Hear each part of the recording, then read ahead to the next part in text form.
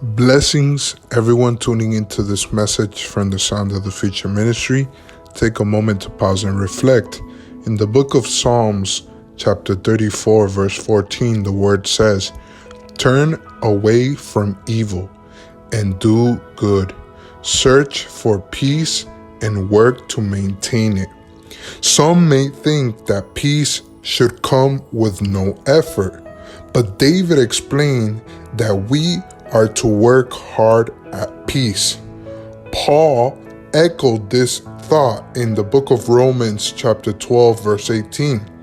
A person who wants peace cannot be argumentative or contentious, because peaceful relationships come from our efforts at peacemaking with hard work, at living in peace with others each day. In Jesus' mighty name, amen.